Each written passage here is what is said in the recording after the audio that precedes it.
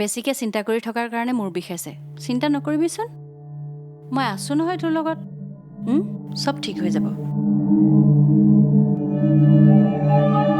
মা অ' তই আহিলি অঁ আজি বহুত ফুৰিলি যেন পাওঁ সুকন্যাৰ লগত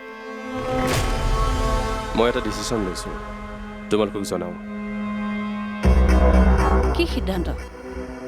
মোৰ অফিচটো য'ত আছে এতিয়া তাৰ পৰা অলপ দূৰত শ্বিফ্ট হ'ব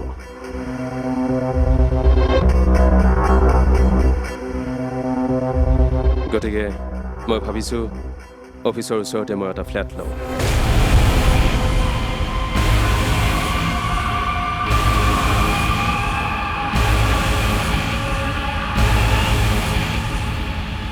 তাৰ মানে আমি এই ঘৰ এৰি ফ্লেটত থাকিব লাগিব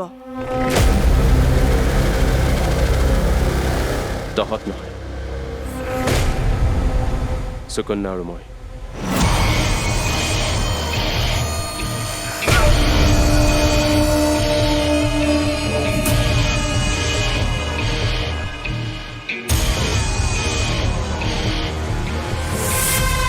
এনেই নাইট ডিউটি থাকে মোৰ ৰাতি ইমান কষ্ট কৰি ইয়ালৈ আহিলে ভাগৰি পৰোঁ সেইবাবেই মই সিদ্ধান্ত লৈছোঁ কিন্তু প্ৰণয় মা 2 দিনৰ ভিতৰতে আমি যামগৈ হা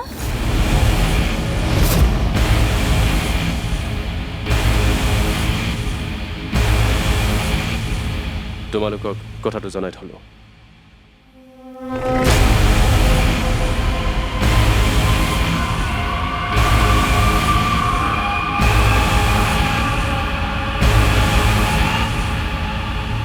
প্ৰণয় সলনি হৈছে মা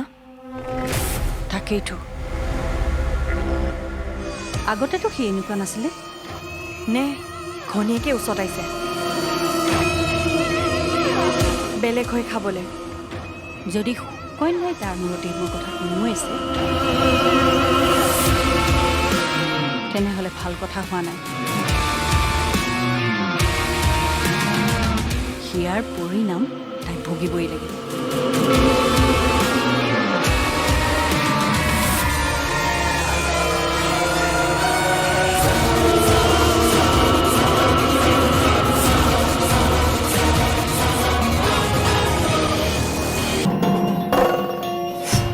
ৰমলা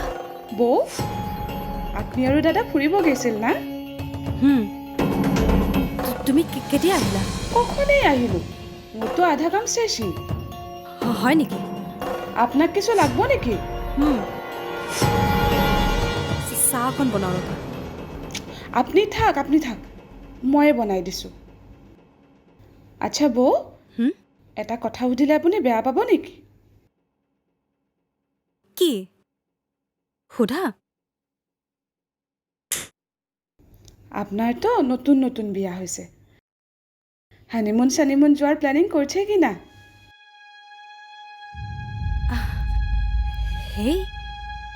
সেইবোৰতো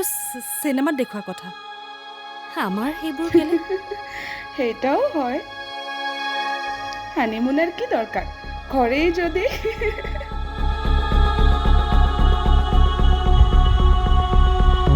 আচ্ছা বউ ঘৰে নতুন সদস্য আনাৰ প্ল্যানিং কৰছে কি না